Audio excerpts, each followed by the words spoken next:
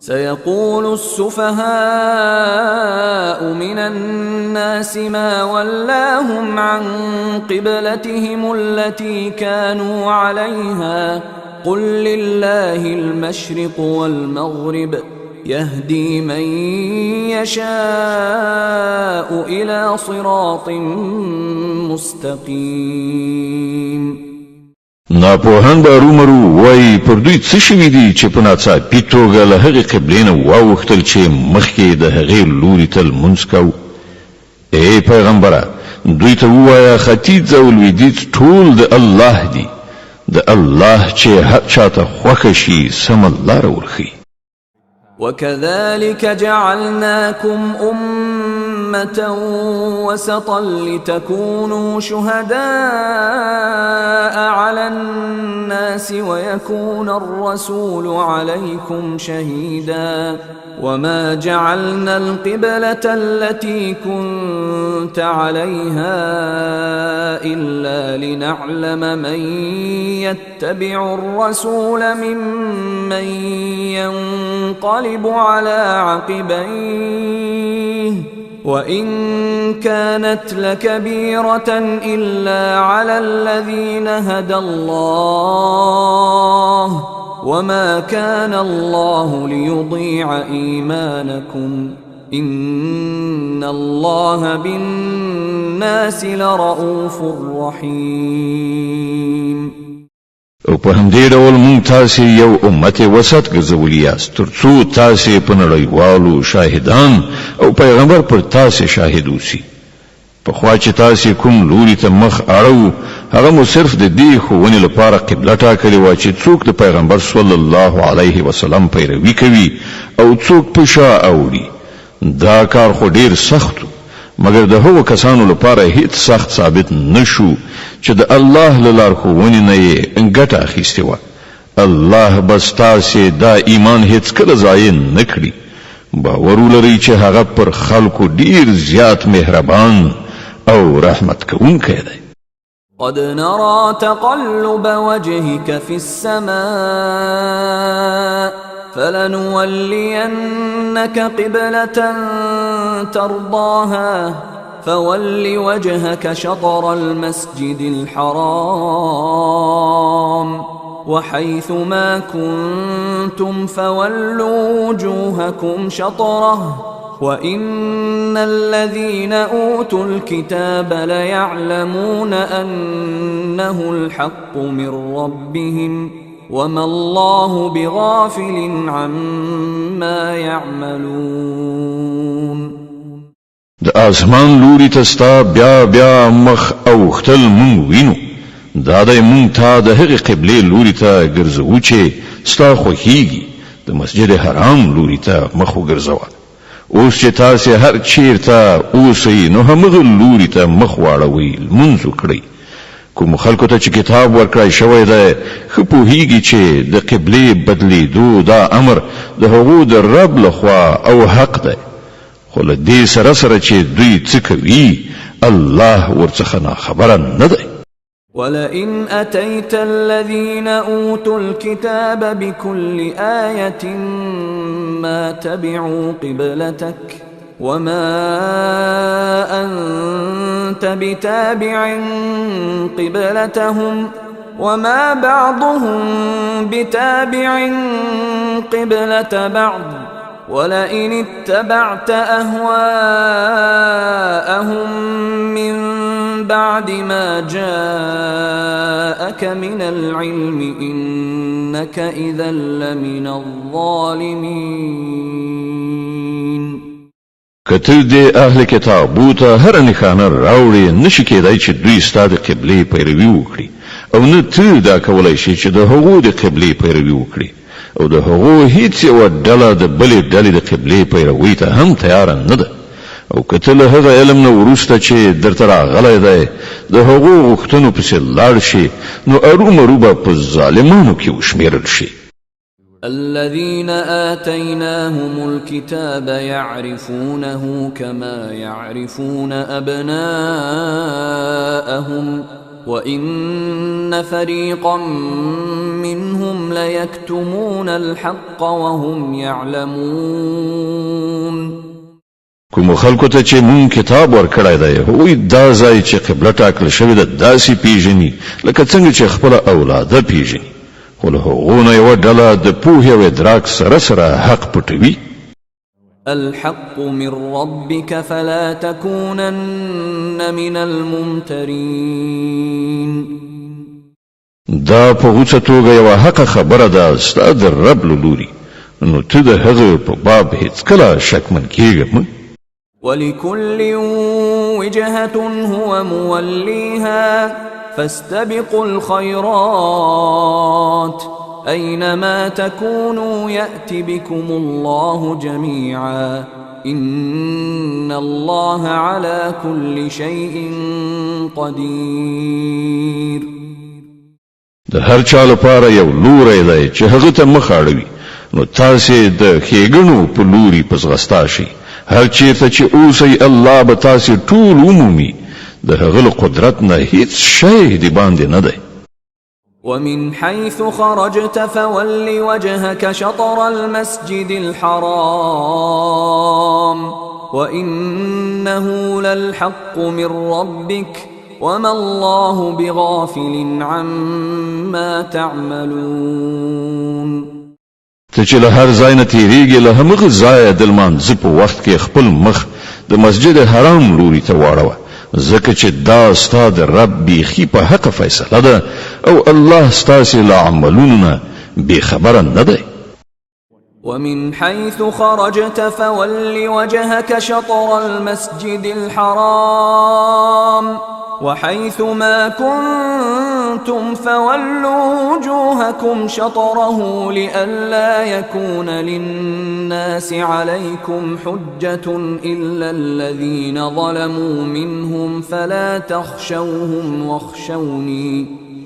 تخشوهم واخشوني ولأتم نعمتي عليكم ولعلكم تهتدون.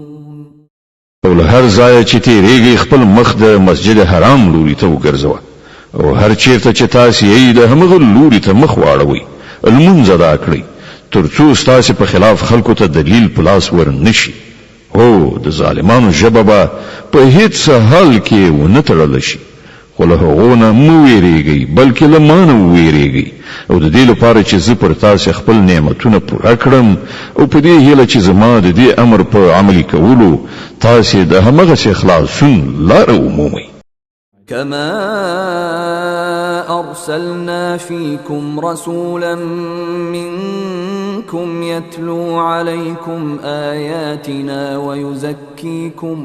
ويزكيكم ويعلمكم الكتاب والحكمة ويعلمكم ما لم تكونوا تعلمون. لکه چې تاسې ته په دې سره برای در په برخه شوی چې ما ستاسې په منځ کې په خپله له تاسې نه یو پیغمبر مبعوث کړ چې تاسې ته زما آیتونه اوروي، ستاسې ژوند سوتره کوي، تاسې ته د کتاب او حکمت ښوونه کوي، او تاسې ته هغه خبرې در زده کوي چې تاسې پرې نه پوهېدئ. فاذكروني أذكركم واشكروا لي ولا تكفرون. لدې عمله تاسې ما په یاد ولرئ، زه به تاسې یاد کړم او زما شکر ادا کړئ، د نعمت ناشکري مه کوئ. يا أيها الذين آمنوا استعينوا بالصبر والصلاة إن الله مع الصابرين. اے مومنانو په صبر او لمانځه سره مرسته وغواړئ، الله د صبر لرونکو ملګری دی. ولا تقولوا لمن يقتل في سبيل الله أموات بل أحياء ولكن لا تشعرون. او هغه خلکو ته چې د الله په لار کې ووژل شي مړه مه وایئ، داسې خلک خو په حقیقت کې ژوندي دي مګر تاسې دا شعور نه لرئ چې د هغو په ژوند خبر شئ. ولنبلونكم بشيء من الخوف والجوع ونقص من الأموال والأنفس والثمرات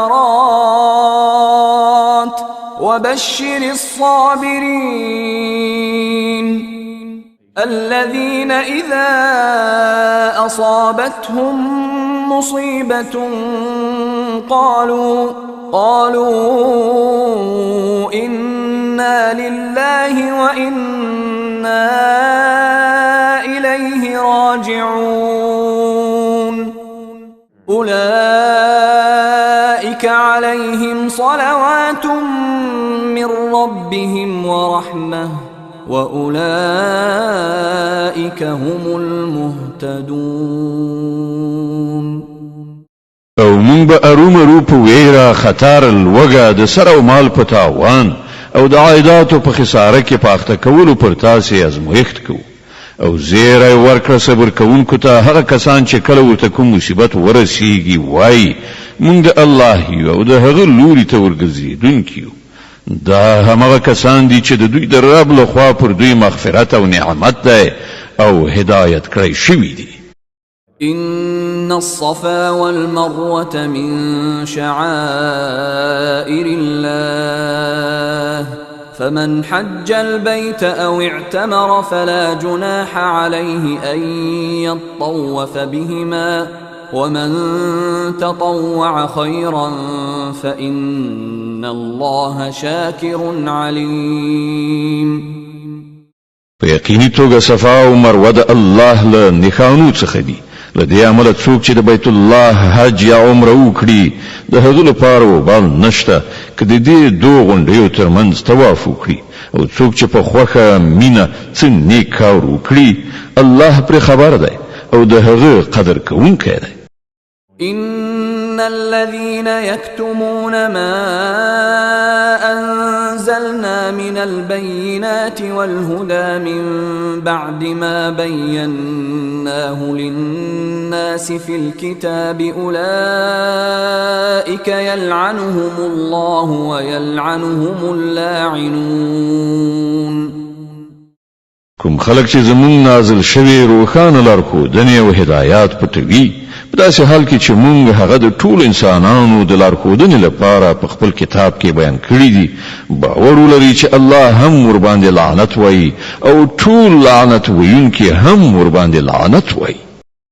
إلا الذين تابوا وأصلحوا وبينوا فأولئك أتوب عليهم وأنا التواب الرحيم.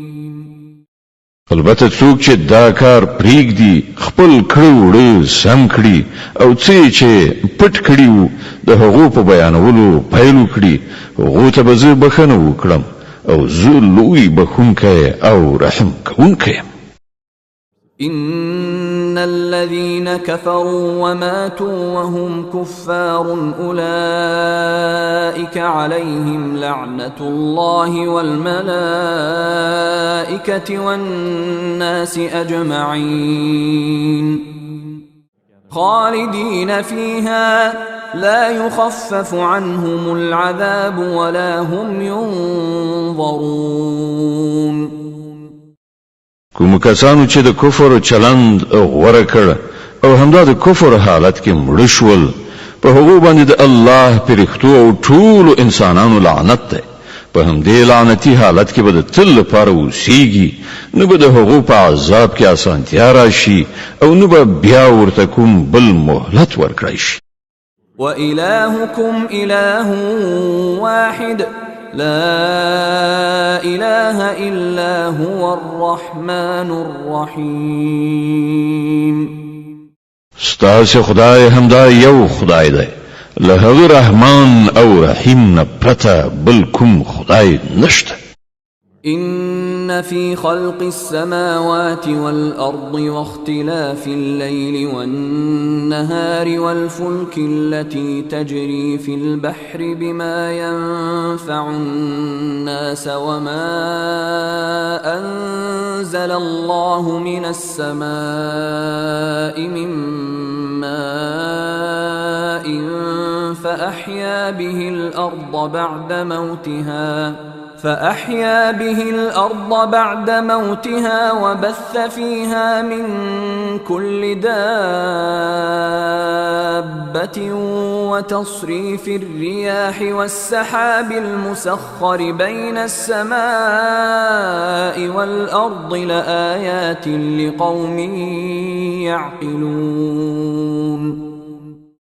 د دې حقیقت پیژندنې لپاره که کومه نښه نښانه په کار ده نو څوک چې له پوهې نه کار اخلي د هغو لپاره د آسمانونو او ځمکې په ساختمان کې یو په بل پسې د شپې او ورځې په پرله پسې راتګ کې په هغو کښتیو کې چې د انسانانو د ګټې وړ شیانو د وړلو راوړلو لپاره په سیندونو او سمندرونو کې ګرځي را ګرځي د باران په هغو اوبو کې چې الله یې له پاسه راوروي او د هغو په وسیله ځمکه ژوندۍ کوي او په خپل دغه انتظام سره په ځمکه کې هر راز ساکخان خوار کړي دي د بادونو په لګېدو کې او په هغو وریځو کې چې د آسمانونو او ځمکې په منځ کې د امر ښکیل دي بې شمیره نښانې دي.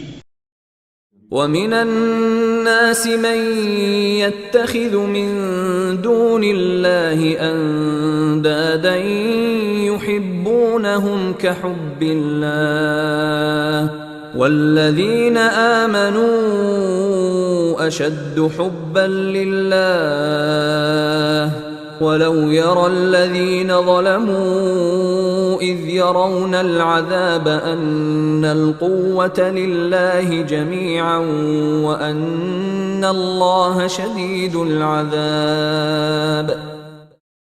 خدای پر یووالي باندې د دې ښکارات څرګندو دلالت کوونکو نښو نښانو د لیدلو سره سره هم ځینې خلک داسې دي چې له الله نه پرته نور د هغه سیالان او مخې ګرځوي او پر هغو داسې میندې لکه چې څنګه له الله سره مینا لرل ښایي په داسې حال کې چې ایمان لرونکو ته تر هر چا زیات الله ګران وي.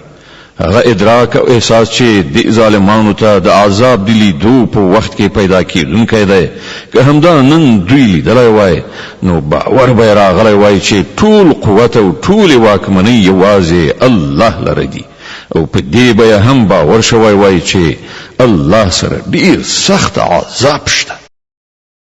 إذ تبرأ الذين اتبعوا من الذين اتبعوا ورأوا العذاب وتقطعت بهم الأسباب.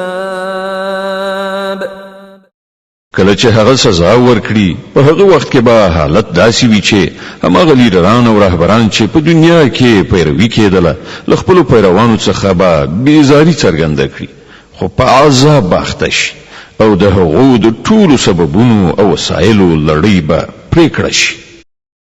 وقال الذين اتبعوا لو أن لنا كرة فنتبرأ منهم كما تبرؤوا منا كذلك يريهم الله أعمالهم حسرات عليهم وما هم بخارجين من النار.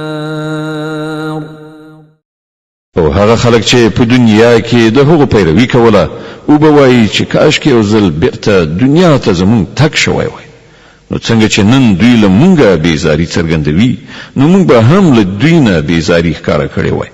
په دغه راز به الله د دې خلکو هغه عملونه چې دوی په دنیا کې کوي داسې د دوی مخې ته کېږدي چې دوی به د افسوس او پښیمانتیا لاسونه سره وموښي خو له اور نه د وتلو هیڅ لار به پیدا نه کړي. يا أيها الناس كلوا مما في الأرض حلالا طيبا ولا تتبعوا خطوات الشيطان إنه لكم عدو مبين. اے خلکو پزمکه کې چې کوم حلال او پاک شیان دي هغه خوري او د شیطان په خودل شو لارو مزي هغه ستاسو ښکارا دښمن دی. إن إنما يأمركم بالسوء والفحشاء وأن تقولوا على الله ما لا تعلمون. تاسو ته د بدی او بے حیايي امر کوي او دې ته ملمسوي چې په خدای پورې هغه خبري وتړي چې تاسو پرې نه پوهیږئ چې هغه الله نه دی ویلي. وَإِذَا قِيلَ لَهُمُ اتَّبِعُوا مَا أَنزَلَ اللَّهُ قَالُوا بَلْ نَتَّبِعُ مَا أَلْفَيْنَا عَلَيْهِ آبَاءَنَا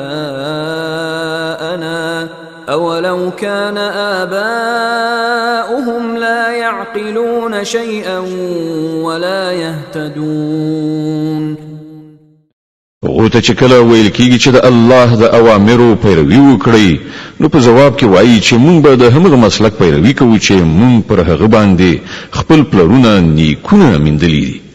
خنو که د هغو پلرونو نیکونو له پوهې نه هیڅ کار هم نه وي اخیستی او سمه لارې نه وي موندلي، آیا بیا هم دوی د هغو پیروي کوي؟ وَمَثَلُ الَّذِينَ كَفَرُوا كَمَثَلِ الَّذِي يَنْعِقُ بِمَا لَا يَسْمَعُ إِلَّا دُعَاءً وَنِدَاءً صُمٌّ بُكْمٌ عُمْيٌ فَهُمْ لَا يَعْقِلُونَ. دا خلک چې د خدای پر خودل شوی لار باندې لټلونه انکار کړای دی، د دوی حالت کټ مټ داسې دی لکه چې شپانه څارویو ته आवाज کوي او هغوی د بلنې او شړنې له غږ نه پرته نور څه نه اوري. دوی کاڼه دي، ګونګیان دي، ړانده دي، ځکه خو په هیڅ خبره نه پوهیږي. يا أيها الذين آمنوا كلوا من طيبات ما رزقناكم واشكروا لله إن كنتم إياه تعبدون. اے مؤمنانو، که تاسو پر اختیار سره د همدې الله بندگی کوونکی یاست نو کوم پاک شیان چې مونږ درکړي دي هغه په بے پروايي سره خورئ او د الله شکر باسئ.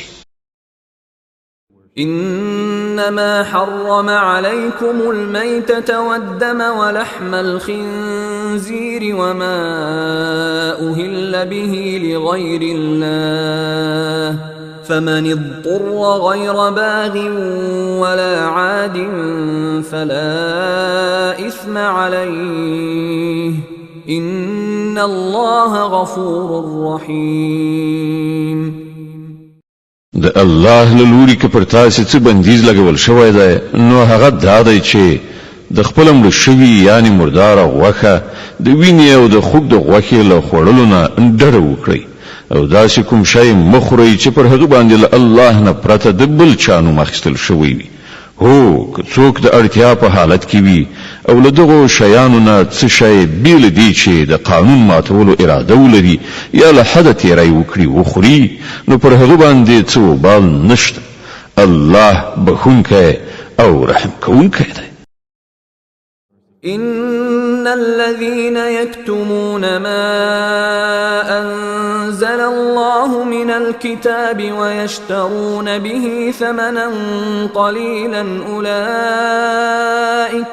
أولئك ما يأكلون في بطونهم إلا النار ولا يكلمهم الله يوم القيامة ولا يزكيهم ولهم عذاب أليم.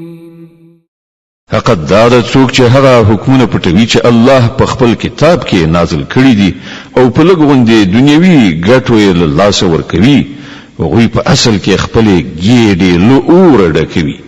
د قیامت په ورځ به الله جل علا شانه هیڅ کله له دوی سره خبرې ونه کړي او نه به یې تزکیه کړي او د هغو لپاره دردونکی عذاب دی. أولئك الذين اشتروا الضلالة بالهدى والعذاب بالمغفرة فما أصبرهم على النار. دا هغه خلک دي چې د سمې لارې په بدل کې ګمراهي واخیستله او د بخنی په بدل کې عذاب واخیست. څومره حیرانتیا ده د دوی حوصلې ته چې د عذاب زغملو ته تیار دي. ذلك بأن الله نزل الكتاب بالحق وإن الذين اختلفوا في الكتاب لفي شقاق بعيد. دا ټول کارونه زکه وشول چې الله خو له حق سره سر تر پایه برابر کتاب نازل کړی، مګر کوم خلکو چې په کتاب کې اختلافونه منځته راوړل هغوی په خپلو لانجو کې له حق نه ډیر لرې لاړل. ليس البر أن تولوا وجوهكم قبل المشرق والمغرب ولكن البر من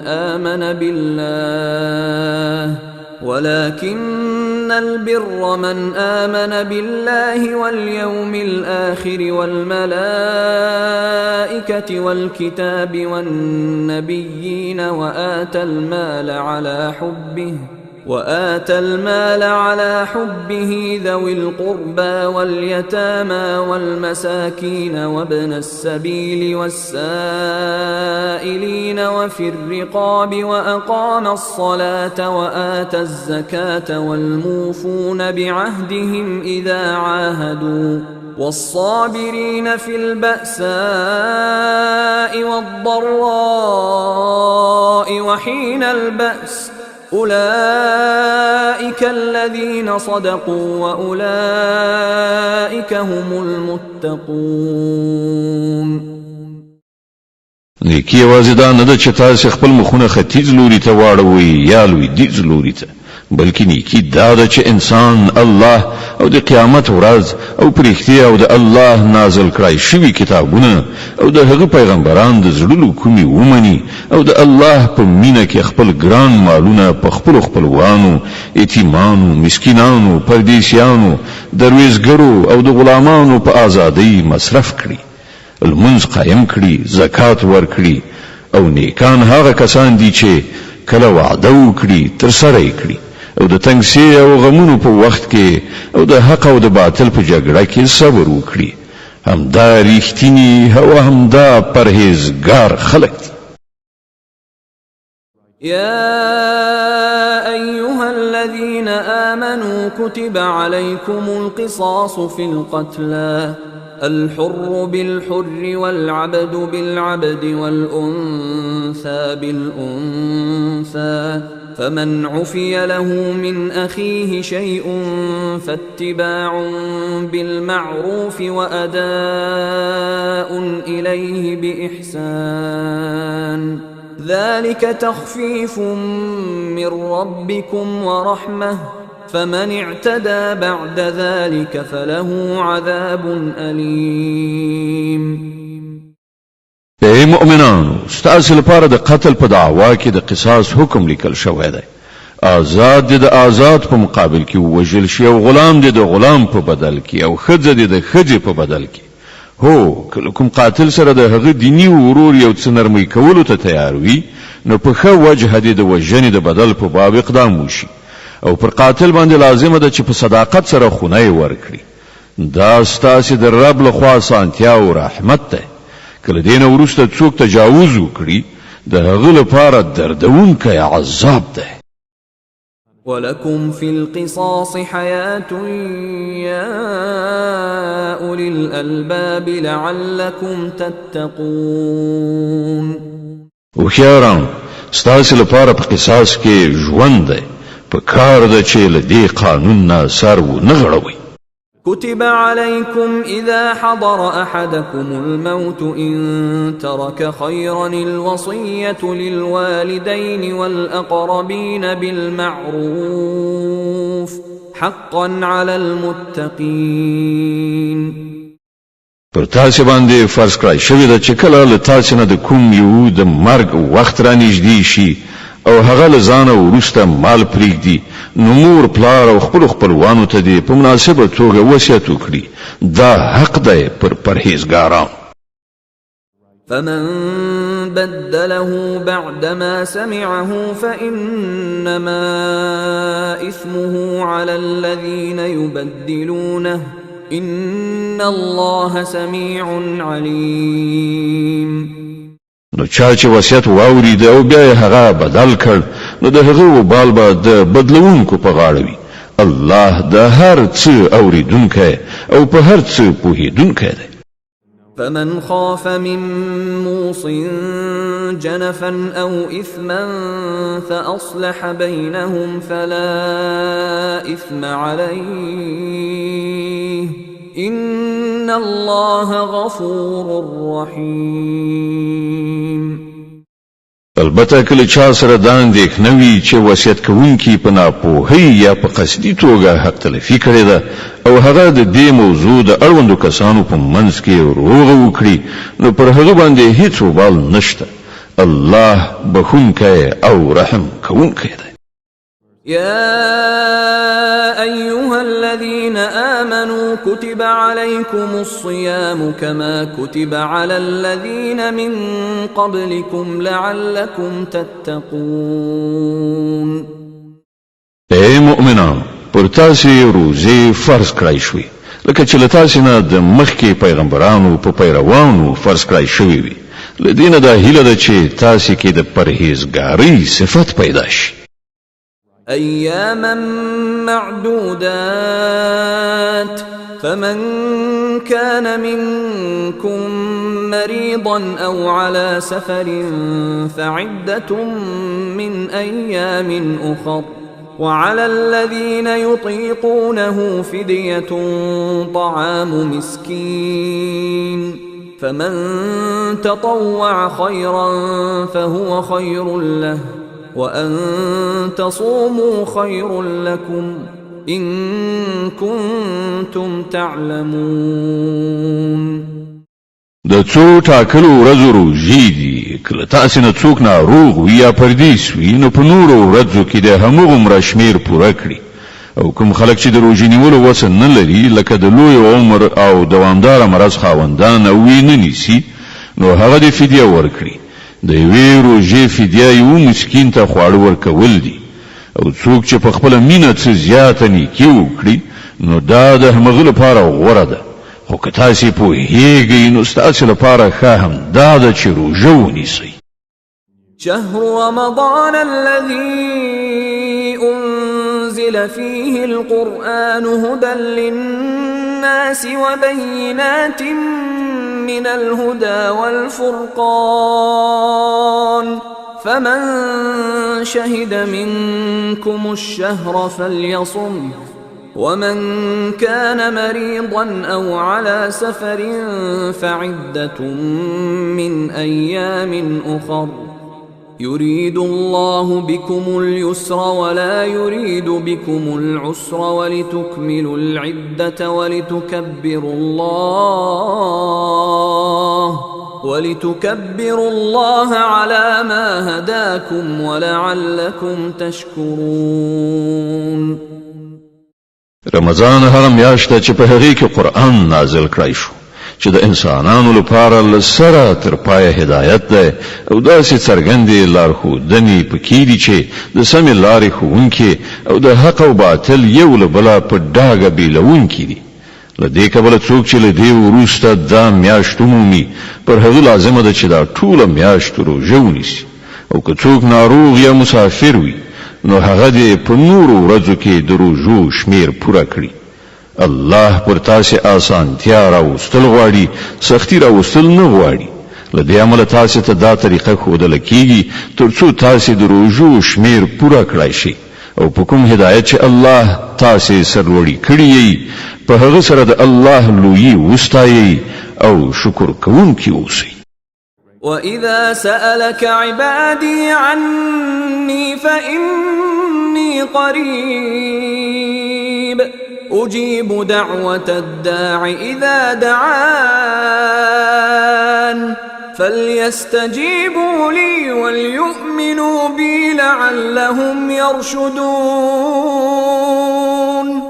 او اے پیغمبره زما بندگان کله تانه زما په باب پوښتنه وکړي نو هغه ته ووایه چې زه ورته ډیر نږدې یم بلونکی چې کله ما وبلی زه د هغه بلنه اورم او ځواب ورکوم نو هغو ته ښایي چې زما بلنې ته لبیک ووایي او پر ما باندې ایمان راوړي. ته دا خبره هغو ته واوروه، کیدای شي چې هغوی سمه لاره ومومي.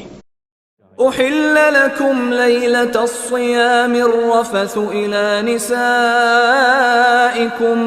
هن لباس لكم وأنتم لباس لهن علم الله أنكم كنتم تختانون أنفسكم فتاب عليكم وعفى عنكم فالآن باشروهن وابتغوا ما كتب الله لكم وكلوا واشربوا حتى يتبين لكم الخيط الأبيض من الخيط الأسود من الفجر ثم أتموا الصيام إلى الليل ولا تباشروهن وأنتم عاكفون في المساجد تلك حدود الله فلا تقربوها كذلك يبين الله آياته للناس لعلهم يتقون. ستاسو لپاره د روژې په شپو کې خپل میرمنو سره یو ځای کېدل روا کړای شوي دي. هغوی ستاسو جامه او تاسو د هغو جامه یاست. الله ته څرګنده شوه چې تاسو په پټه پټه له خپلو ځانونو سره خیانت کوئ، خو هغه ستاسو ګناه وبخله او در تیر شو. اوس تاسو له خپلو میرمنو سره د شپې یو ځای شئ او کوم خوند چې الله تاسو ته روا کړی دی هغه واخلئ. همدارنګه د شپې له مخې خورئ څښئ تر هغه وخته چې د شپې د ترږمۍ له تورې لیکې نه مو د سپې د داغه څړیکه تر سترګو شي. له هغه وروسته دا هر څه پرېږدئ، تر شپې پورې خپله روژه بشپړه کړئ. او کله چې تاسو په جماعتونو کې څیله یاست یعنې اعتکاف کوئ نو د خپلو میرمنو سره نږدېوالی مه کوئ. دا د الله وضع کړي حدود دي، دې ته نږدې مو ورځئ. دغه شان الله خپل حکمونه خلکو ته په ډاګه څرګندوي، ښایي چې هغوی له ناوړه چلند نه ځانونه وژغوري. ولا تأكلوا أموالكم بينكم بالباطل وتدلوا بها إلى الحكام لتأكلوا فريقا من أموال الناس بالإثم وأنتم تعلمون. او تاسو مو په خپل منځو کې یو د بل مال په ناروا توګه خوري او موږ هغه حاکمانو ته په دې غرض وړاندې کوي چې تاسو ته په قصدي توګه او ظلم سره د نورو د شتمنۍ د خوړلو فرصت په لاس درشي، په داسې حال کې چې تاسو پوهیږئ.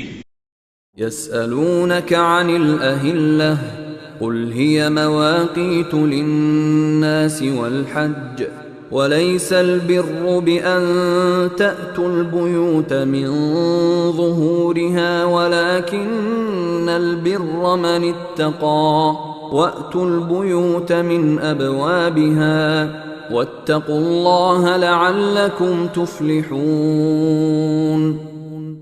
خلق لتا څخه د سپوږمۍ د نری کېدو او غټېدو په باب پوښتنه کوي. ووایه دا د خلکو لپاره د نیټو ټاکلو او د حج نښانې دي. دا هم ورته ووایه چې دا څه نیکي نه ده چې تاسو خپلو کورونو ته د هغو د شا له لوري ننوځئ. اصلي نیکي خو دا ده چې انسان د الله له خفه کولو نه ځان وژغوري.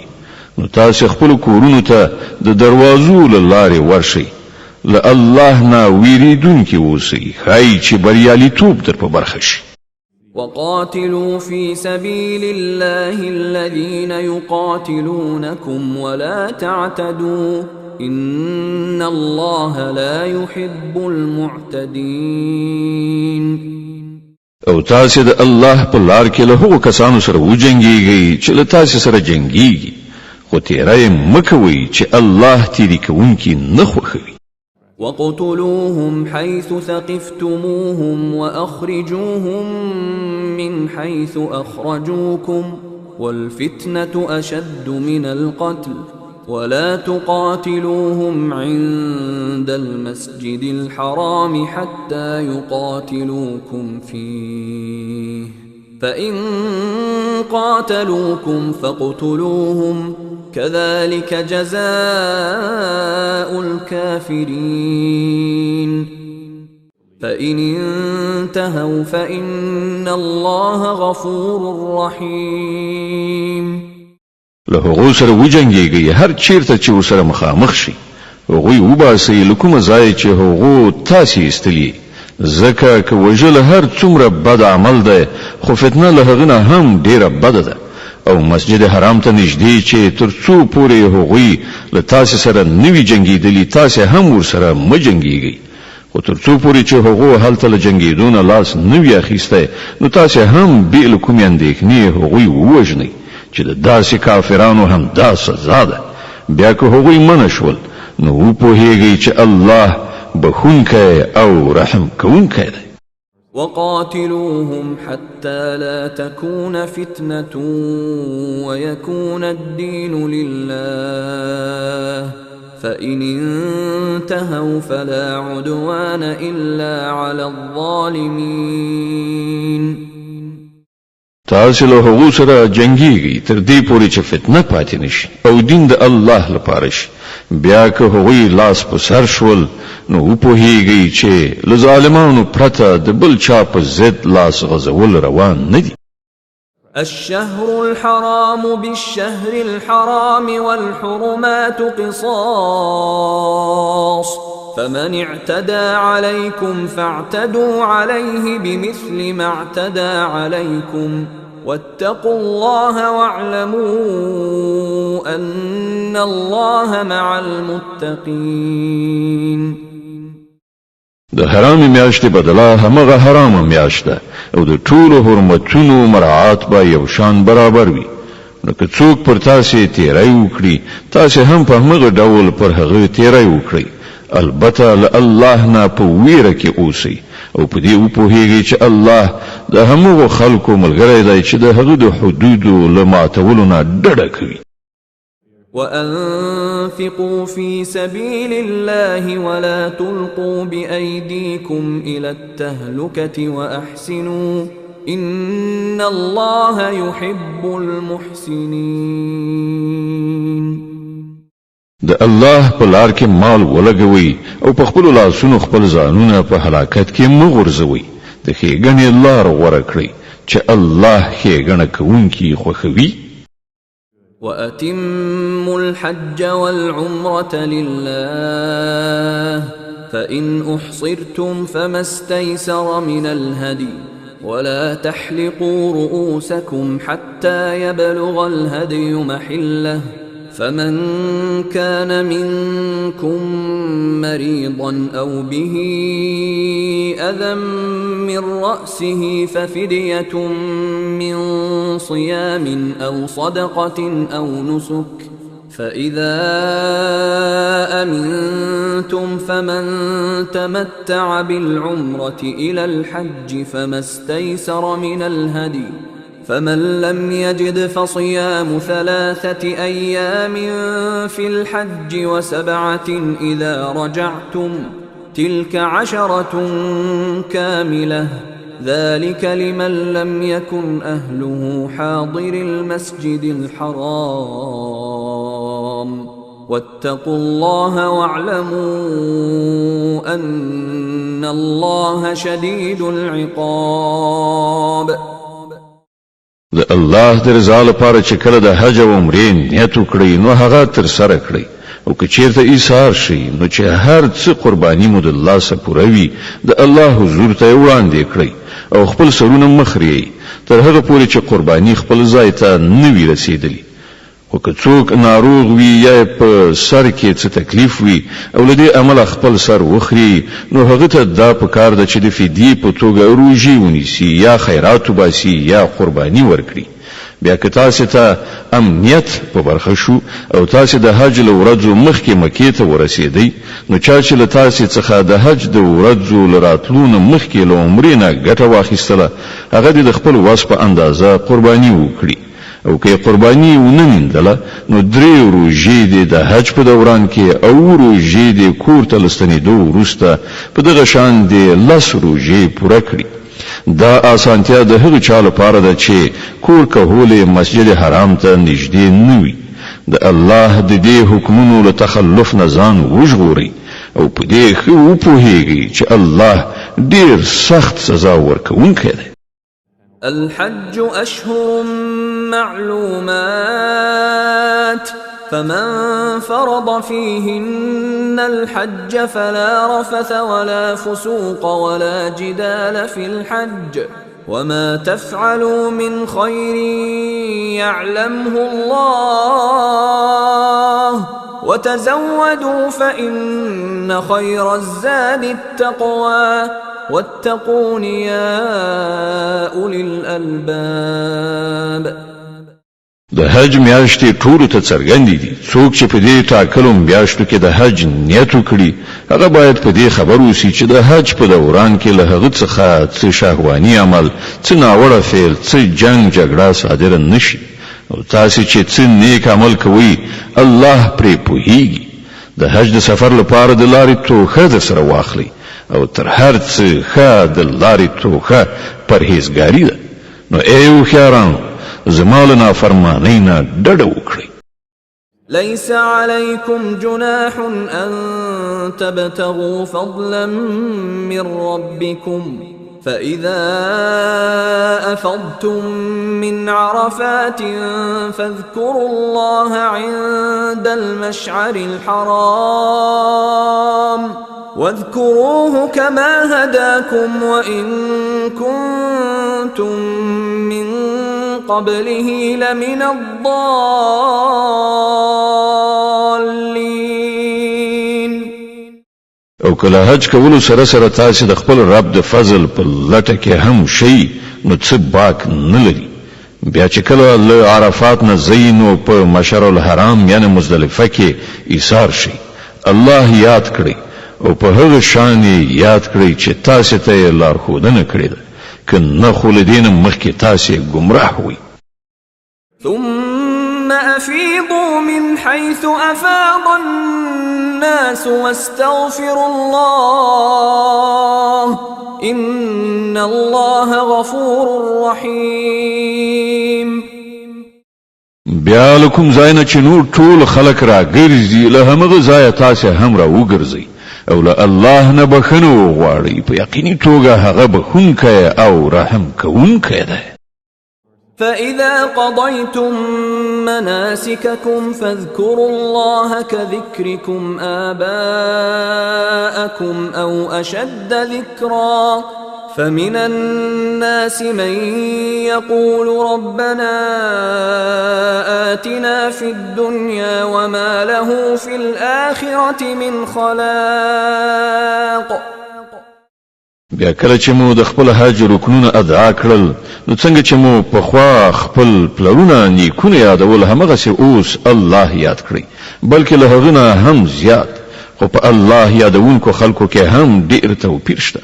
له هغو نه څوک داسې دي چې وایي ای زموږ ربه مونږ ته هر څه په همدې دنیا کې راکړه دغسې انسان ته په آخرت کې هیڅ برخه نشته. ومنهم من يقول ربنا آتنا في الدنيا حسنة وفي الآخرة حسنة وقنا عذاب النار. او څوک وایي ای زموږ ربه مونږ ته هم د دنیا او هم د آخرت ښېګڼې را په برخه کړه او موږ د اور له عذابه وساته. أولئك لهم نصيب مما كسبوا والله سريع الحساب. داسې خلک به د خپلو کړو سره سم په دواړو دارایانو کې د برخې څښتنان وي او د الله په حساب اخیستنه کې به څه ځنډ را نشي. واذكروا الله في أيام معدودات فمن تعجل في يومين فلا إثم عليه ومن تأخر فلا إثم عليه لمن اتقى واتقوا الله واعلموا أنكم إليه تحشرون. دا د شمار څو ورځې دي چې تاسو باید د خدای په یاد کې تیر کړئ بیا که څوک تلوار وکړي په 2 ورځو کې راستون شي نو اوبال نشته او که څوک راستنېدل وزندوي نو هم څه باک نشته په دې شرط چې دا ورځې په پرهیزګارۍ تیرې کړي وي د الله له نافرمانی نه ځان وژغورئ او ښه پوه شئ چې یوه ورځ د هغه حضور ته ستاسې وړاندې کېدل دي. ومن الناس من يعجبك قوله في الحياة الدنيا ويشهد الله على ما في قلبه وهو ألد الخصام. په انسانانو کې څوک داسې دي چې د هغه خبرې د دنیا په ژوند کې تاسو ته ډېرې ښې ښکاري او هغه پر خپل نیکنیتۍ باندې په وار الله شاهد نیسي خو په حقیقت کې هغه د حق ډیر سخت دښمن وي. وَإِذَا تَوَلَّى سَعَى فِي الْأَرْضِ لِيُفْسِدَ فِيهَا وَيُهْلِكَ الْحَرْثَ وَالنَّسْلَ وَاللَّهُ لَا يُحِبُّ الْفَسَادَ. او کله چې هغه ته قدرت په لاس ورځي نو په ځمکه کې د هغه ټولې هلې ځلې د دې لپاره وي چې فساد خور کړي کښتونه لوټ کړي او انساني زوزات له منځه یوسي په داسې حال کې چې الله هغه ذات چې هغه به شاهد نیو هیڅ کله فساد نه خوښوي. وَإِذَا قِيلَ لَهُ اتَّقِ اللَّهَ أَخَذَتْهُ الْعِزَّةُ بِالْإِثْمِ فَحَسْبُهُ جَهَنَّمُ وَلَبِئْسَ الْمِهَادُ. او کله چې ورته ویل کیږي چې الله نه ویریږي نو د خپل پت او آبرو مفکوره پر ګناه ټینګوي د داسې بنی آدم لپاره دوزخ دی او هغه ډیر ناکاره استوګنځی دی. ومن الناس من يشري نفسه ابتغاء مرضات الله والله رؤوف بالعباد. بل پلوه په انسانانو کې داسې څوک هم شته چې د خپل خدای د رضا په لټه کې خپل سر قربانوي او په داسې بندگانو باندې الله ډیر زیات مهربان دی. يا أيها الذين آمنوا ادخلوا في السلم كافة ولا تتبعوا خطوات الشيطان إنه لكم عدو مبين. اے مؤمنانو تاسو په هر اړخیز ډول په اسلام کې ننوځئ او د شیطان پیروي مکوئ چې هغه ستاسو ښکارا دښمن دی. فإن زللتم من بعد ما جاءتكم البينات فاعلموا أن الله عزيز حكيم. کومې ښکارا څرګندې لارښودنې چې تاسو ته راغلي دي که د هغو له میندلو وروسته بیا هم تاسو وښویږئ نو ښه وپوهیږئ چې الله پر ټولو غالب د حکمت خاوند او پوه دی. هل ينظرون إلا أن يأتيهم الله في ظلل من الغمام والملائكة وقضي الأمر وإلى الله ترجع الأمور. کله دې ټولو نصیحتونو او لارښودنو وروسته بیا هم خلک سم نوي نو آیا اوس هغوی دې ته سترګې په لاره دي چې الله د وریځو چترۍ ودروي د پرښتو له صفونو سره دوی ته مخامخ راشي او پرېکړه وکړای شي په پای کې خو ټولې چارې د همدې الله حضور ته وړاندې کېدونکي دي. سل بني إسرائيل كم آتيناهم من آية بينة ومن يبدل نعمة الله من بعد ما جاءته فإن الله شديد العقاب. لبني اسرائیل نه پښتنه وکړه مونږ څنګه ښکارا څرګندې نښې نښانې ورښودلې دي او دا هم ورڅخه پښتنه وکړه چې کوم قوم چې د الله نعمت لمندلو وروسته په بدمرغۍ سره بدل کړي هغه ته الله څنګه سخت سزا ورکړي. زين للذين كفروا الحياة الدنيا ويسخرون من الذين آمنوا والذين اتقوا فوقهم يوم القيامة والله يرزق من يشاء بغير حساب. کوم خلکو چې د کفر لاره غوره کړې ده هغه ته د دنیا ژوند ډیر خوږ او پزره پوری ګرځیدلای دی. دوی پر مؤمنانو ملنډي وهي خو د قیامت په ورځ به همدا پرهیزګاران د دوی په پرتله د لوړ مقام خاوندان وي. پاتې شو د دنیا روزي نو د الله واک دی چاته چې خوښ شي به حساب ورکوي. كان الناس أمة واحدة فبعث الله النبيين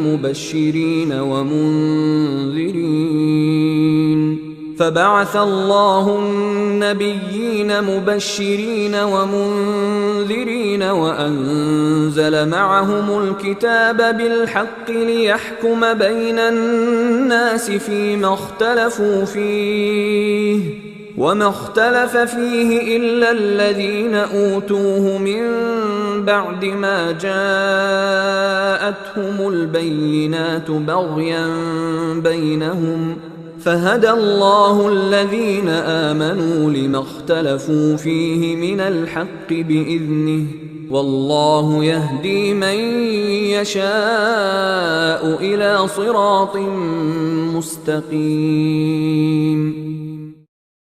په لومړي وخت کې ټول خلک په یو لار روان بیا چې دی وځي دوام نکړ او اختلافونه رامنځته شول نو الله پیغمبران ولېګل چې په سم تګ زیری ورکوونکي او د انحراف له نتیجو څخه ویرونکي او د هغو سره یو ځای حق کتاب ولېګ ترڅو هغه اختلافونه چې د حق په باب د خلکو ترمنځ راغلي وو فیصله کړي.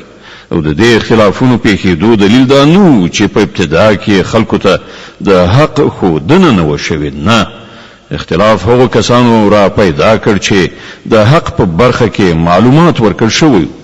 هغو د روښانه لارښودنو له موندلو نه وروسته صرف په دې غرض حق پرېښود بېلابېلې لارې رامنځته کړي چې غوښتل یې په خپلو منځو کې یو پر بل تېری وکړي. نو الله هغو کسانو ته چې پر پیغمبرانو ایمان راوړ په خپل اذن د حق هغه لار وښودله چې خلکو پکې اختلاف کړی. د الله چې چاته خوښ شي سم لار ورخي. أم حسبتم أن تدخلوا الجنة ولما يأتكم مثل الذين خلوا من قبلكم مستهم البأساء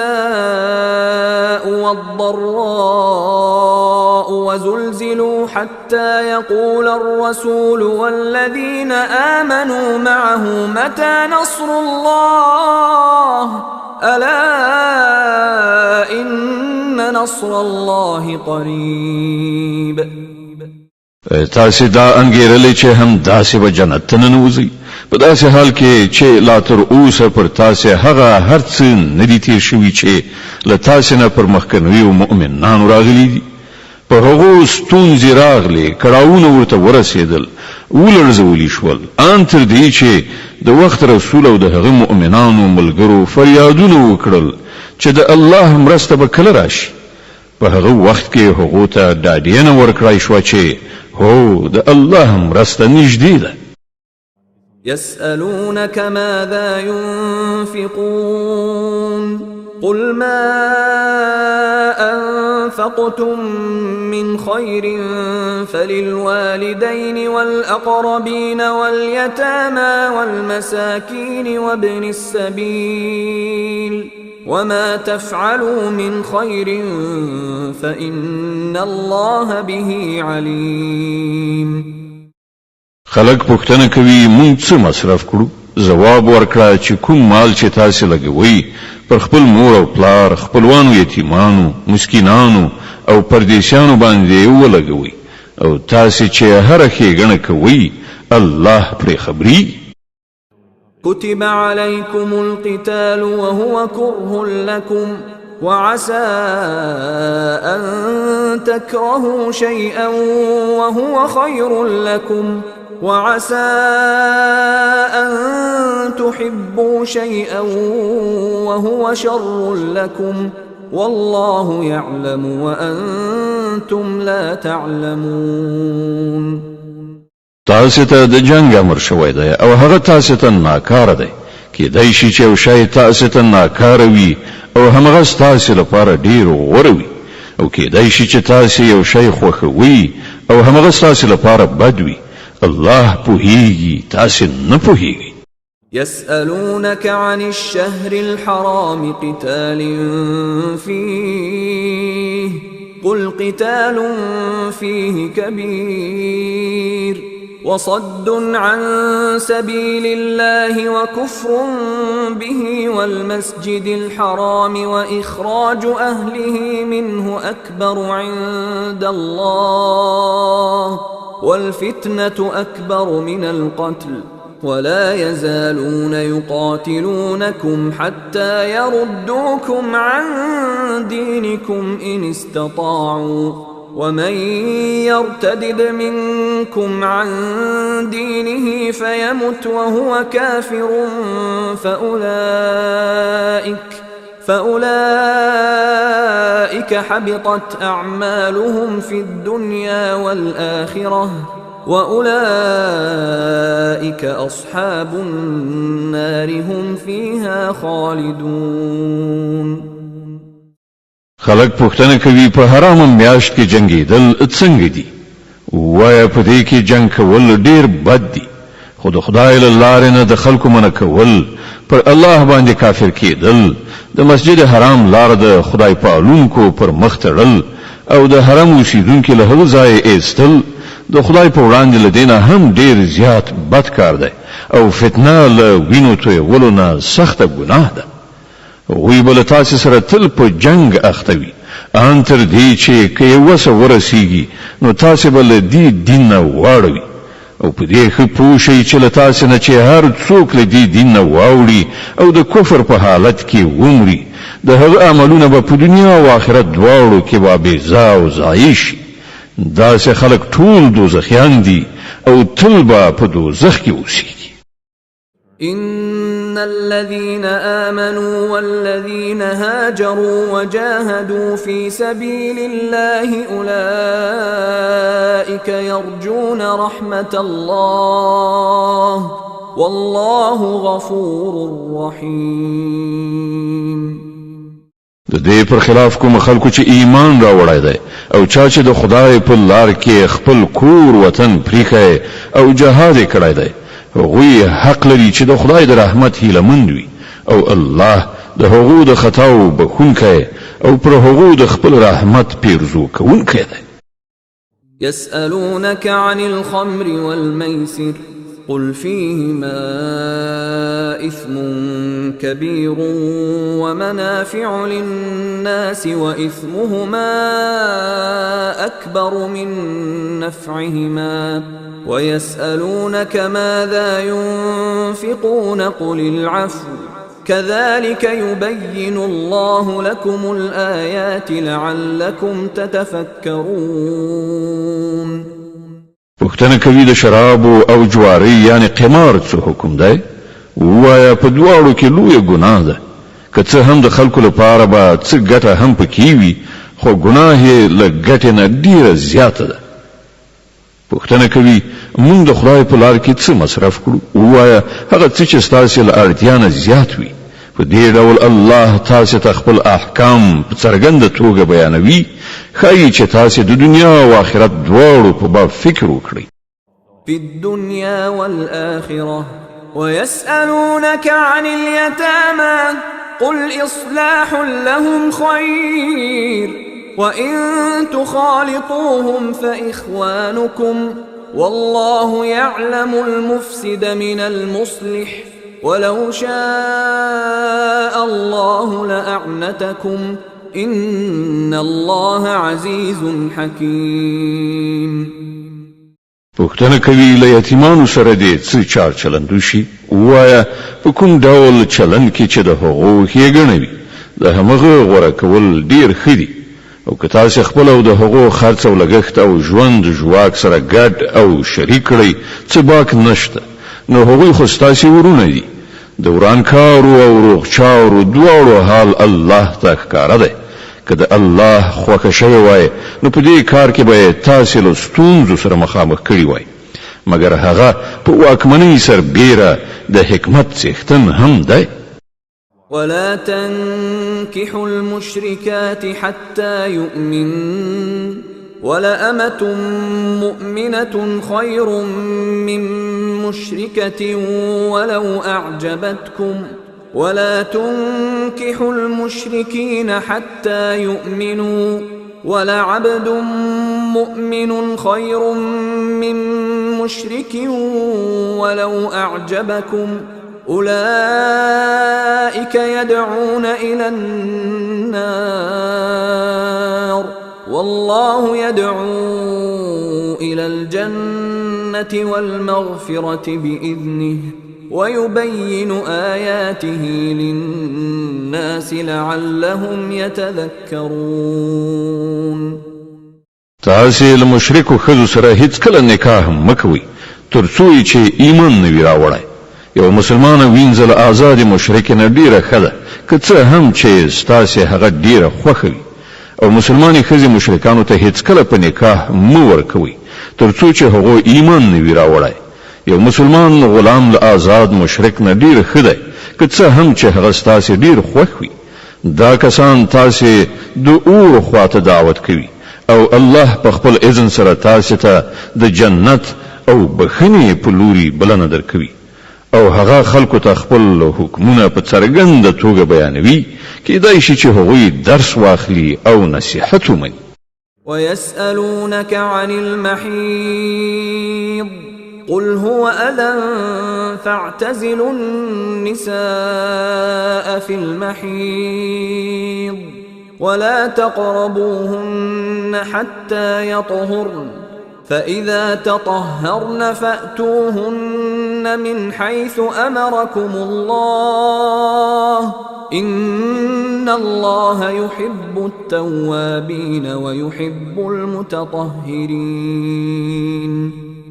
پوښتنه کوي د حیض څه حکم دی ویا هغه یو د پلیدۍ حالت دی په هغه کې له ښځو نه بیل اوسئ او هغو ته مه نږدې کېږئ تر څو چې هغوی پاکې شي بیا چې کله هغوی پاکې شي نو له هغو سره هغه شان یو ځای شي چې الله درته امر کړی دی د الله هغه خلک خوښیږي چې له بدۍ نه لاس واخلي او سپېڅلتیا غوره کړي نساؤكم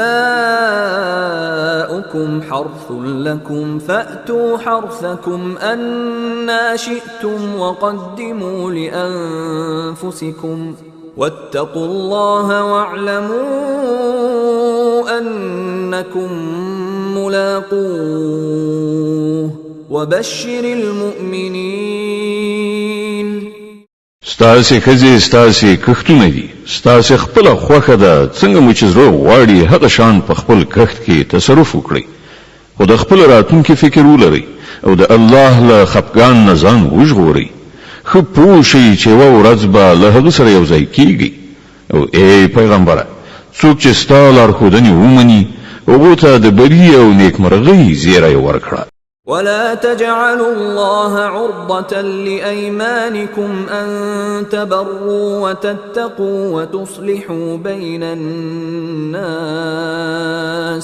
والله سميع عليم د الله نوم په داسې قسمونو خوړلو کې مه یادوئ چې په هغو کې هدف له نیکۍ پرهیزګارۍ او د خدای د بندګانو د ښېګڼې له کارونو څخه منع کول وي الله ستاسو ټول خبره اوري او په هر څه پوهیږي لا يؤاخذكم الله باللغو في أيمانكم ولكن يؤاخذكم بما كسبت قلوبكم والله غفور حليم کوم به معنا قسمونه چې تاسو به ارادي خوړلې وي پر هغه باندې مو الله نه نیسي حکم قسمونه چې تاسو د زړه کومې خوړلې وي پر هغه به مو ارومرو نیسي الله ډیر بخونکی او تیریدونکی دی للذين يؤلون من نسائهم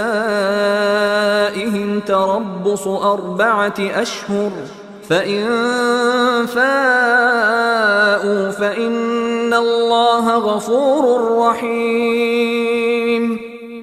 کوم خلک چې خپل خزو سره د اړوندۍ قسم کوي هغه ته 4 میاشتې وخت دی کې ورته رجوع وکړه نو الله بخونکی او رحیم دی. وإن عزموا الطلاق فإن الله سميع عليم. او که هغه د طلاق هوډ یعنی عزم کړی وي نو ودی پوهیږي چې الله هر څه اوري او په هر څه پوهیږي. والمطلقات يتربصن بأنفسهن 3 قروء ولا يحل لهن أن يكتمن ما خلق الله في أرحامهن إن كن يؤمن بالله واليوم الآخر وبعولتهن أحق بردهن في ذلك إن أرادوا إصلاحا ولهن مثل الذي عليهن بالمعروف وللرجال عليهن درجة والله عزيز حكيم. کوم خزو ته چې طلاق ورکړی شوی وي هغوی د 3 حیزونو موده په انتظار تیر کړي او دا ورته روانه ده چې هغه څه چې الله د دوی په رحم کې پیدا کړی وي هغه پټ کړي.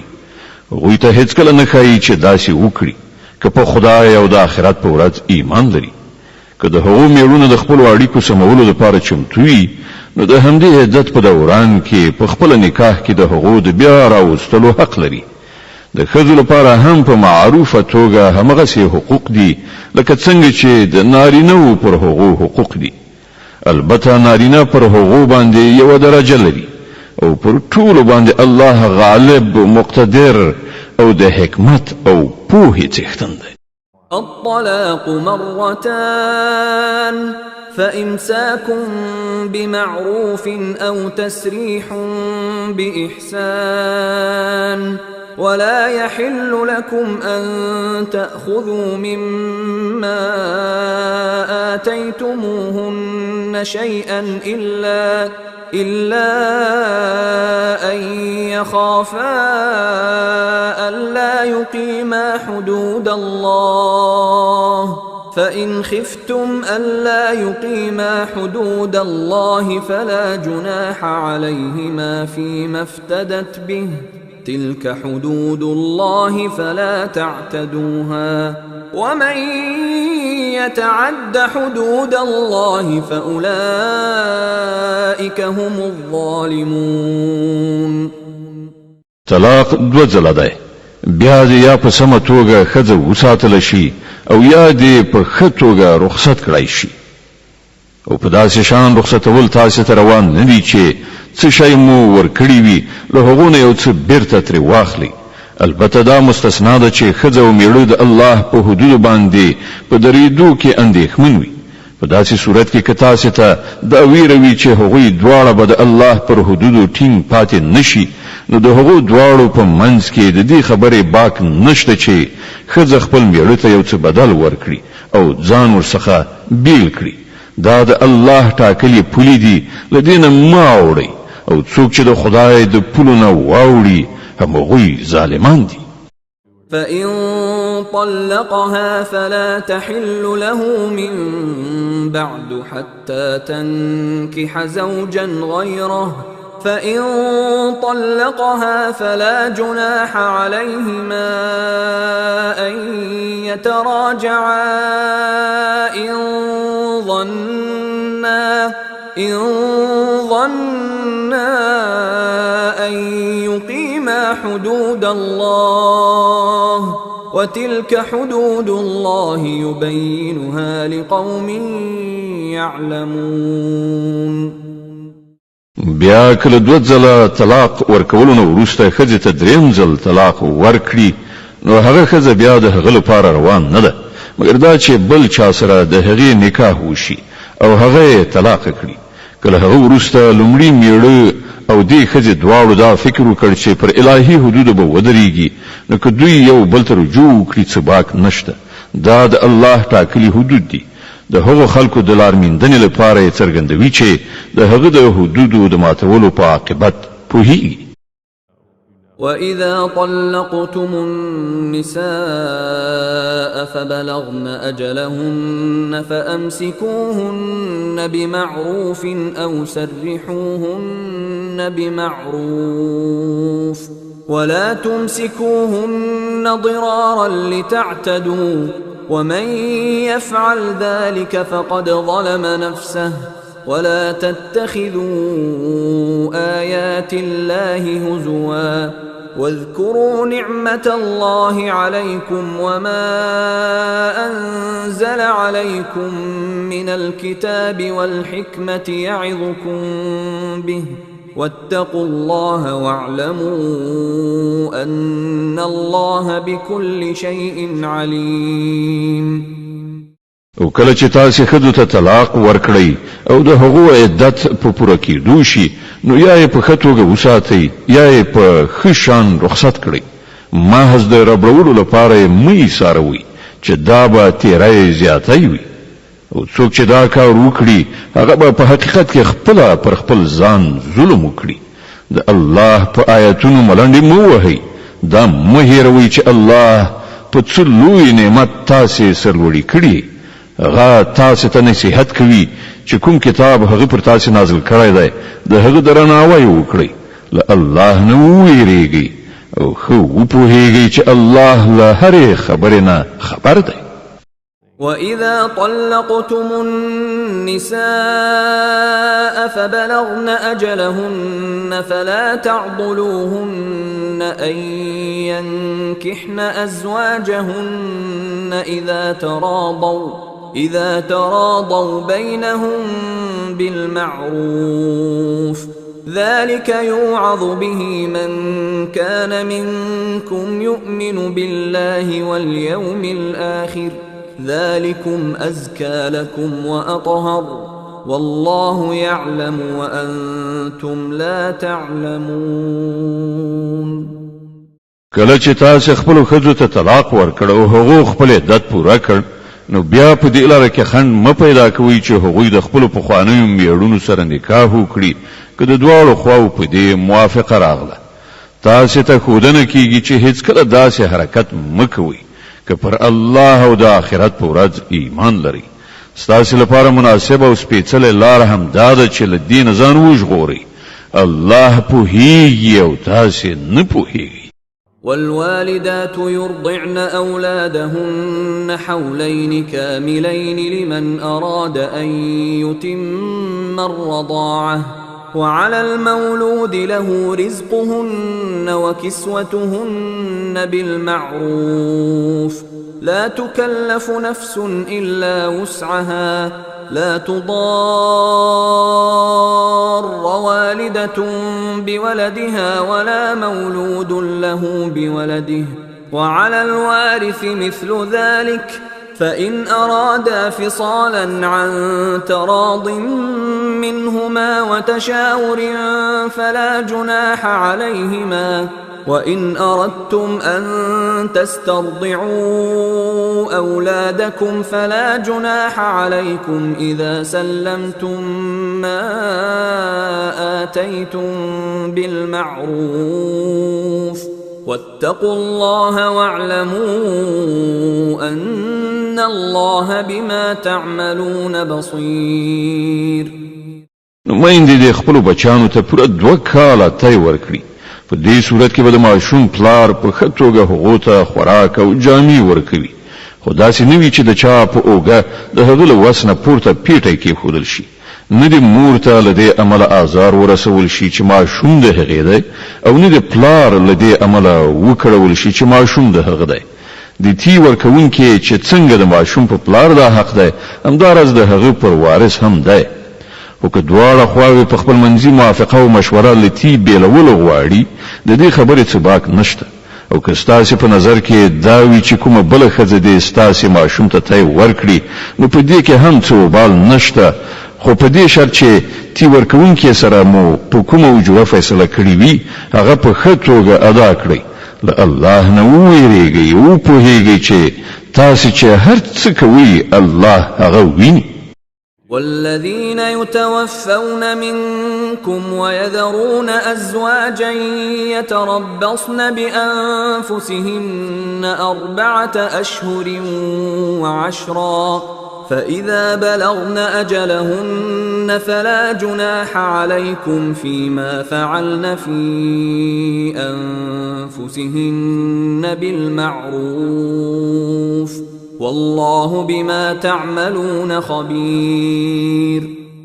لتاسې څخه چې څوک ومري او کونډې پاتې شي نو هغوی دې پر خپل ځان 4 میاشتې او 10 ورځې په عدت تیرې کړي. بیا چې کله عدت پوره شي نو د خپل شخصي چارو په باب د هغو خپل خوښه ده په ښه توګه چې څه کوي ودې کړي. پر تاسې څه مسؤلیت نشته. الله ستاسې ټولو له کړو وړو خبر دی.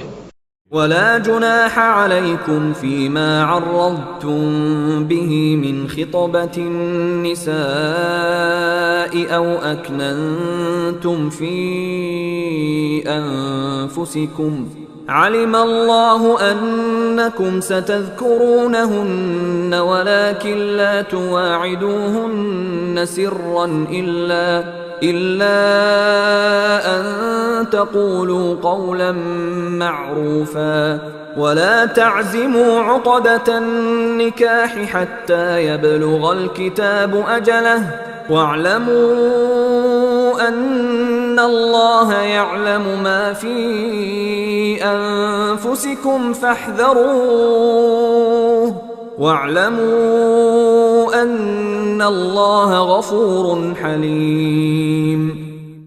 د عدت په موده کې که تاسو له هغو کونډو سره د نکاح هیله په اشاره کنایات څرګنده کړئ او که په زړونو کې پټه وساتئ په دواړو صورتونو کې څه باک نه لري. الله پوهیږي چې هغوی به په زړونو کې در یادیږي خو پام کوئ چې پټه وعده او تړون به ورسره نه کوئ.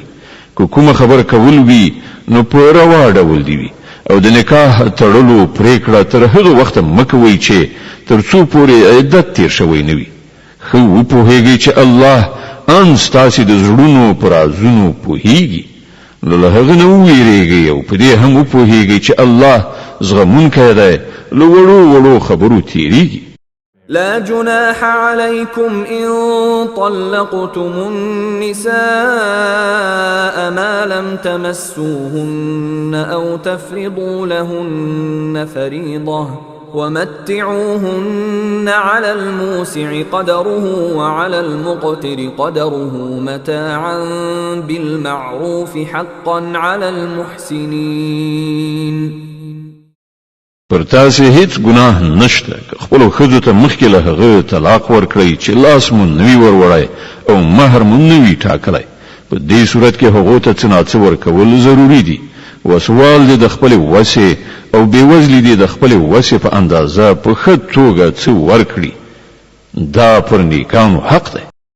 وَإِن طَلَّقْتُمُوهُنَّ مِن قَبْلِ أَن تَمَسُّوهُنَّ وَقَدْ فَرَضْتُمْ لَهُنَّ فَرِيضَةً فَنِصْفُ مَا فَرَضْتُمْ إِلَّا أَن يَعْفُونَ أَوْ يَعْفُوَ الَّذِي بِيَدِهِ عُقْدَةُ النِّكَاحِ وَأَن تَعْفُوا أَقْرَبُ لِلتَّقْوَى ولا تنسوا الفضل بينكم إن الله بما تعملون بصير.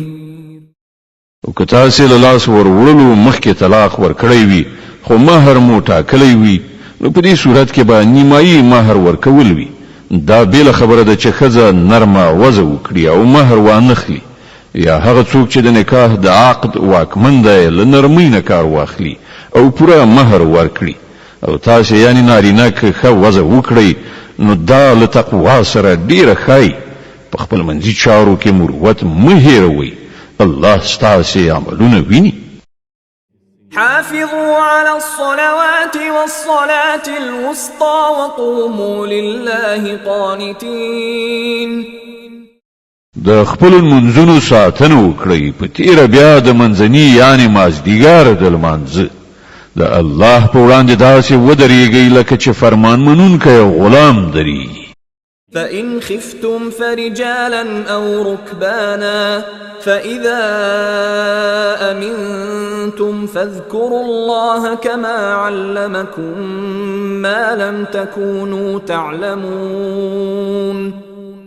که امنیت خراب وي نو که پلی او که سپاره په هر شان چې کولای شي لمونځ وکړئ. بیا چې کله امنیت ټینګ شي نو الله په هغه شان یاد کړئ چې څنګه تاسو ته ښودنه کړې ده چې پخوا پرې نه پوهېدئ. والذين يتوفون منكم ويذرون أزواجا وصية لأزواجهم متاعا إلى الحول غير إخراج فإن خرجن فلا جناح عليكم فيما فعلن في أنفسهن من معروف والله عزيز حكيم. لتاسې نه چې څوک عمري او وروسته کونډې پریښي وي هغوی باید د خپلو کونډو لپاره دا وصیت وکړي چې تر 1 کال پورې د خوراک پوښاک ورکړی شي او له کورونو څخه دې نه ایستل کیږي. بیا که هغوی په خپله ووځي نو د خپل ځان په برخه کې چې په ښه توګه هر څه کوي پر تاسې هیڅ مسؤلیت نشته. الله پر ټولو برلاس او د حکمت او پوهې څښتن دی. وللمطلقات متاع بالمعروف حقا على المتقين. په همدې ډول کوم ښځو ته چې طلاق ورکړی شوی وي هغو ته د هم په مناسبه توګه څه نه څه شی ورکړی شي او رخصت دې کړی شي. دا پر متقیانو حق دی. كذلك يبين الله لكم آياته لعلكم تعقلون. په دغه شان الله خپل حکمونه تاسو ته په ډاګه څرګنده درخي هیله ده چې تاسو له پوهې او ادراک سره کار وکړئ. ألم تر إلى الذين خرجوا من ديارهم وهم ألوف حذر الموت فقال لهم الله موتوا ثم أحياهم إن الله لذو فضل على الناس ولكن أكثر الناس لا يشكرون. تا د هغو خلکو حال ته هم څه پاملرنه کړې ده چې د مرګ له ویرې خپل ټوبې پریښي وتلي وو او د هغو شمېر زرګونو ته رسېده. الله هغو ته وویل ومرئ نو مړه شول. بیا یې هغوی د دوهم ځل لپاره راژوندي کړل. حقیقت دا دی چې الله پر انسانانو زیات مهربان دی او زیاتره خلک شکر نه ادا کوي. وقاتلوا في سبيل الله واعلموا أن الله سميع عليم. مسلمانانو د الله په لار کې وجنګیږئ او ښه وپوهیږئ چې الله اوریدونکی او پوه دی. من ذا الذي يقرض الله قرضا حسنا فيضاعفه له أضعافا كثيرة والله يقبض ويبسط وإليه ترجعون. لتاسې نه څوک دی چې الله ته قرض حسنه ورکړي تر څو چې الله د هغه پور څو چنده بیرته ورکړي. کمول هم د الله په لاس کې دي او زیاتول هم او د همغه لوري ته ستاسې ورګرځېدل دي. ألم تر إلى الملأ من بني إسرائيل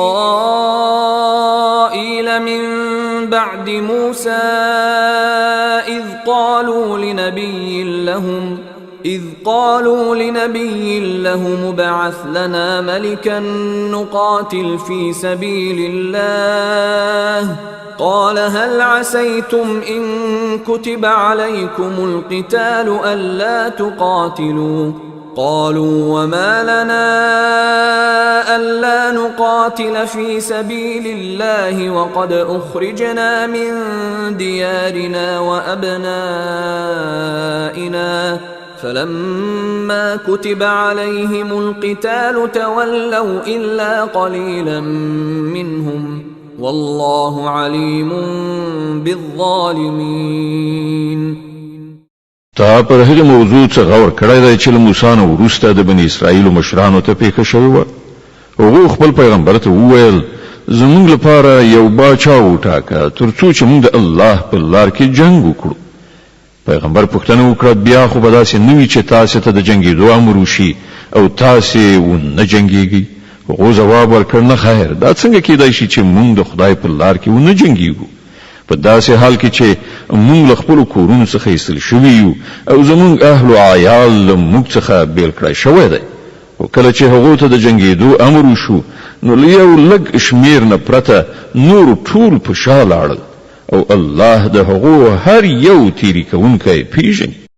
وقال لهم نبيهم إن الله قد بعث لكم طالوت ملكا قالوا أنا يكون له الملك علينا ونحن أحق بالملك منه ولم يؤت سعة من المال قال إن الله اصطفاه عليكم وزاده بسطة في العلم والجسم والله يؤتي ملكه من يشاء والله واسع عليم.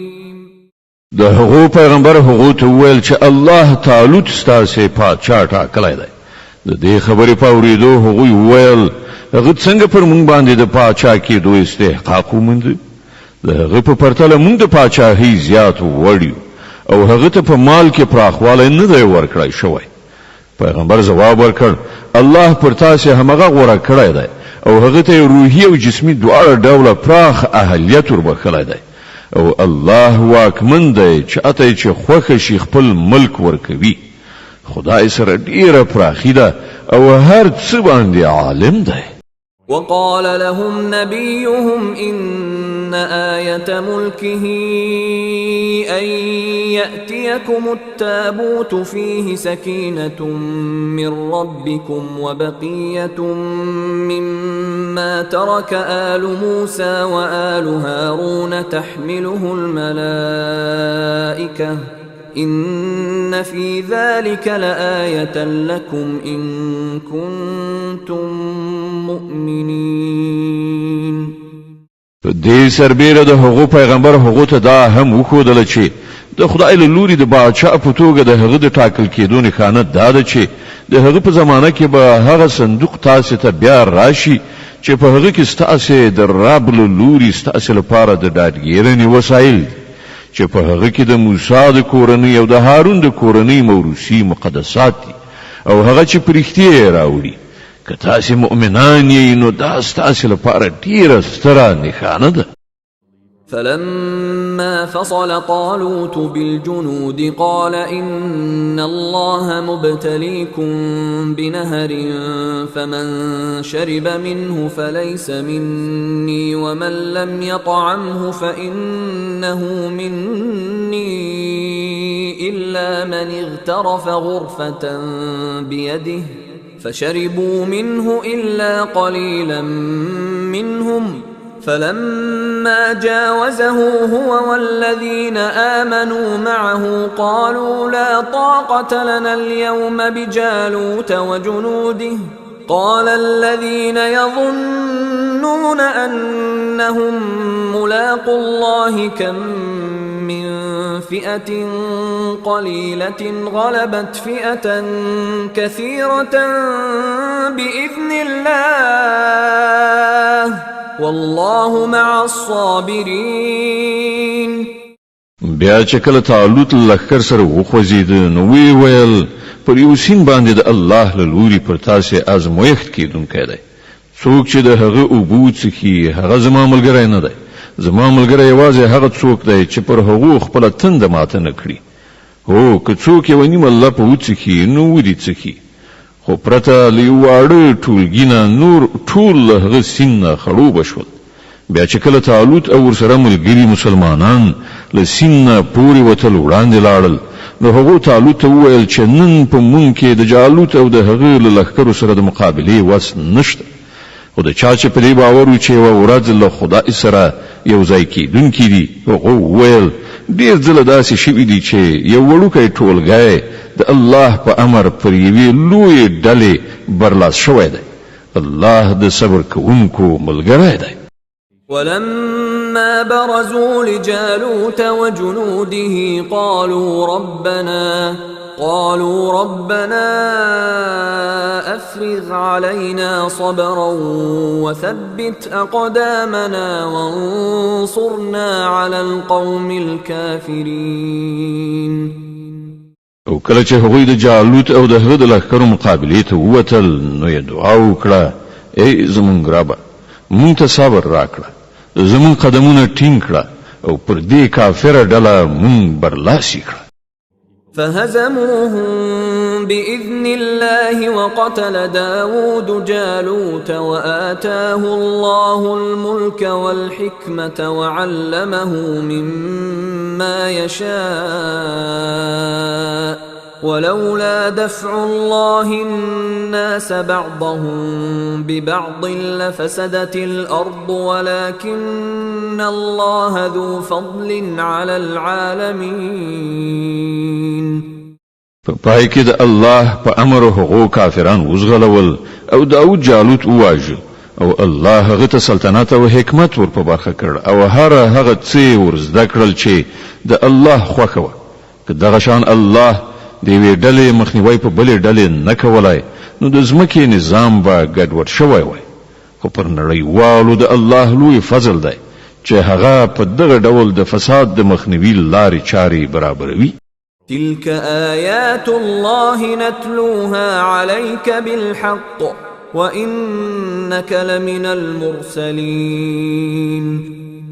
دا د الله آیاتونه دي چې مونږ سم صحیح درته اورو او ته په رښتینه توګه له هغو کسانو څخه چې مونږ د پیغمبرانو په حیث لېږلي دي.